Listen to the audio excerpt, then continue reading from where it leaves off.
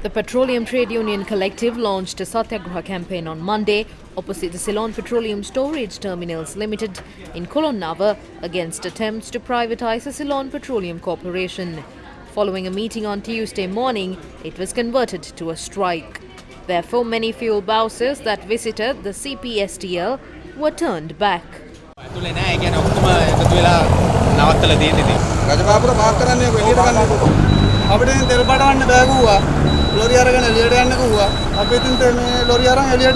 Several police teams were deployed to Kolonnava as well. At noon, all of the employees attended a meeting and decided to go for a strike. All employees decided to disrupt the fuel distribution process and stepped away from their duties.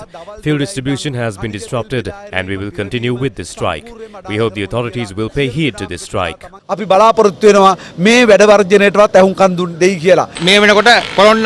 The distribution of fuel from all petroleum storage facilities including Kolonnava, Muthurajawala and Sapugaskanda remains suspended.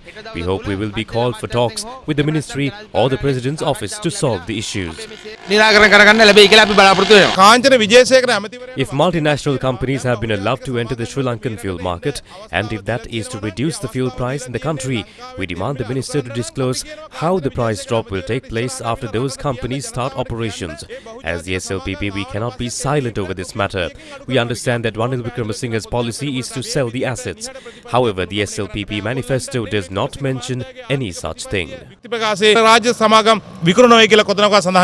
This was the response by Minister Kanchana Wijesekara.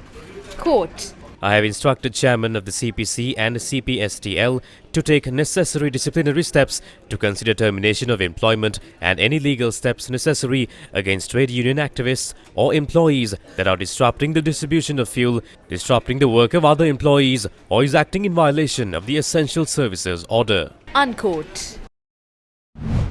What is going on at the Ceylon Petroleum Corporation? On Monday, Minister of Power and Energy Kanchana Wijesekara presented a cabinet paper to allow 3 foreign companies to enter Sri Lanka's fuel retail market, and it was approved by the Cabinet of Ministers. Cabinet decided to award licenses to Sinopec, United Petroleum Australia and RM Parks USA in collaboration with Shell plc to enter the fuel market.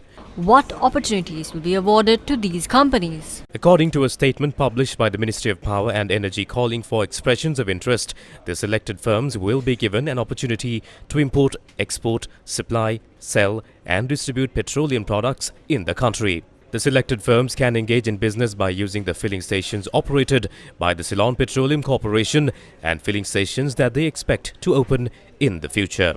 In addition, these firms can utilize the infrastructure facilities at Ceylon Petroleum Storage Terminals Limited by paying a fee.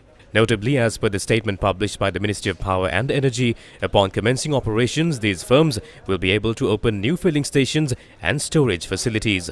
According to a tweet from Minister Kanchana Wijesekara, the 3 firms will be allocated 150 dealer-operated filling stations each, which are currently operated by the Ceylon Petroleum Corporation. He added that they will be granted a license to operate for 20 years to import, store, distribute and sell petroleum products in Sri Lanka. Lanka IOC is also preparing to open 34 new filling stations in Sri Lanka in March. However, trade unions warn that the lack of transparency in these deals raise serious concerns. The